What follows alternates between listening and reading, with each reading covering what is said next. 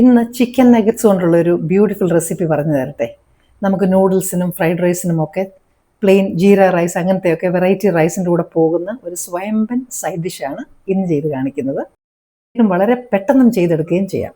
അപ്പോൾ എൻ്റെ കൂട്ടുകാർക്കെല്ലാം miss Andes food നോട്ട്സിൻ്റെ ഈ എപ്പിസോഡിലേക്ക് വളരെ സ്നേഹപൂർവ്വം സ്വാഗതം. ആദ്യമായിട്ടാണ് കാണുന്നതെങ്കിൽ സബ്സ്ക്രൈബ് ബട്ടൺ പ്രസ് ചെയ്യാൻ മറക്കരുത്. അതുമാത്രം പോരാ, അപ്പോൾ വരുന്ന ബെല്ലൈക്കണും കൂടെ പ്രസ് ചെയ്ത് ഓൾ എന്നുള്ള ഓപ്ഷൻ സെലക്ട് ചെയ്താൽ ഞാനിടുന്ന എല്ലാ വീഡിയോസിൻ്റെ നോട്ടിഫിക്കേഷൻസ് നിങ്ങൾക്ക് കിട്ടും.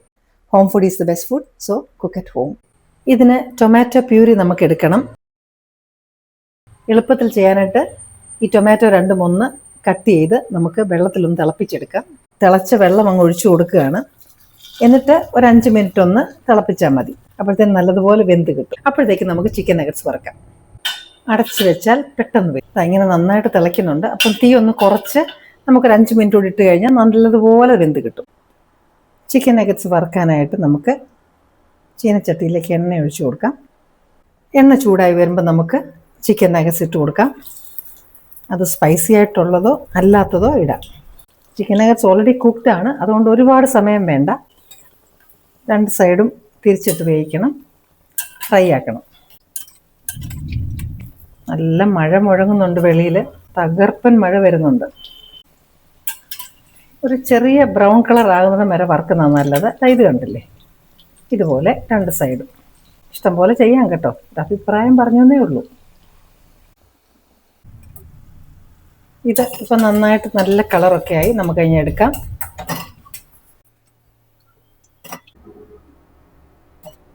ഇനി നമുക്കതിലേക്ക് ഈ ക്യാപ്സിക്കം കൂടെ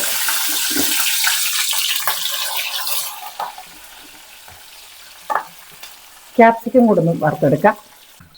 ഇതും ഔട്ട്സൈഡ് ഒന്ന് നന്നായിട്ട് ക്രിസ്പി പോലെ ആയാൽ മതി. അപ്പം നമുക്കതും ഒന്ന് മാറ്റി വയ്ക്കാം.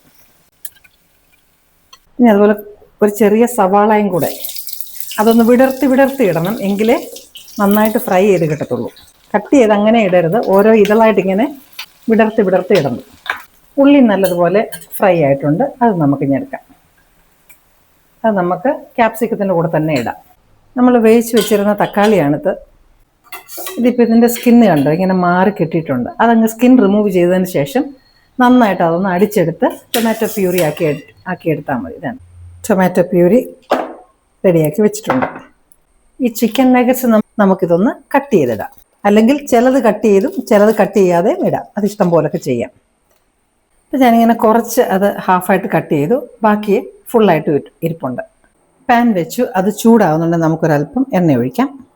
എണ്ണ ചൂടാകുമ്പോൾ നമുക്ക് ചെറുതായിട്ട് അരിഞ്ഞ ഗാർലിക്, വെളുത്തുള്ളി ഇടാം. ഇരുമ്പ് തവയൊക്കെ ആണെങ്കിൽ തീ കുറച്ച് കൊടുക്കണം, അപ്പോൾ നല്ലൊരു ഫ്രേഗ്രൻസ് വരട്ടെ.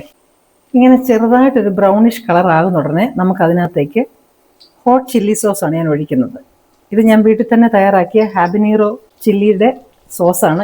ചാനൽ ഞാൻ പോസ്റ്റ് ചെയ്തിട്ടുണ്ട്. നിങ്ങൾക്ക് താല്പര്യമുണ്ടെങ്കിൽ ഒന്ന് കണ്ടു നോക്കാം. വീട്ടിലുണ്ടാക്കിയതില്ല എങ്കിൽ വെളിയിൽ നിന്ന് വാങ്ങിയ ചില്ലി സോസ് ഒഴിച്ചു കൊടുക്കുക. അരച്ച് വെച്ചിരിക്കുന്ന ടൊമാറ്റോയുടെ പ്യൂരി ഒഴിച്ചു കൊടുക്കുക. ഇപ്പോൾ ഇത് നന്നായിട്ട് വഴന്നിട്ടുണ്ട്, വെള്ളമൊക്കെ പറ്റി വന്നിട്ടുണ്ട്. ഇതിലേക്ക് നമ്മൾ നഗറ്റ്സ് ഇടാം. 1 table spoon dark Soy sauce ഒന്ന് ഇളക്കി മിക്സ് ചെയ്തതിന് ശേഷം നമ്മൾ തയ്യാറാക്കി വെച്ചിരിക്കുന്ന ആ ഉള്ളിയും അതുപോലെ തന്നെ ക്യാപ്സിക്കം കൂടി ഇട്ട് കൊടുക്കാം. അപ്പോൾ തീ ഒന്ന് ഓഫ് ചെയ്തിട്ട് മിക്സ് ചെയ്ത് ചേർത്ത് കഴിഞ്ഞാൽ നമ്മുടെ സ്വയംഭൻ നഗറ്റ്സ് റെസിപ്പി റെഡിയാണ്. ആ തംസപ്പ് ബട്ടൺ ഒന്ന് പ്രസ് ചെയ്താലേ ഇഷ്ടപ്പെട്ടു എന്ന് എനിക്ക് മനസ്സിലാകത്തുള്ളൂ. 1-2 ഗ്രീൻ ചില്ലിയും കൂടെ നമുക്ക് ഒന്ന് ഗാർണിഷ് ചെയ്യാനായിട്ട് ഇടാം. ഇനിയും നിങ്ങൾക്ക് ഇഷ്ടപ്പെടുന്ന മറ്റു നല്ലൊരു റെസിപ്പിയുമായിട്ട് വീണ്ടും ഞാൻ എത്തും. Till then I M signing off and stay safe.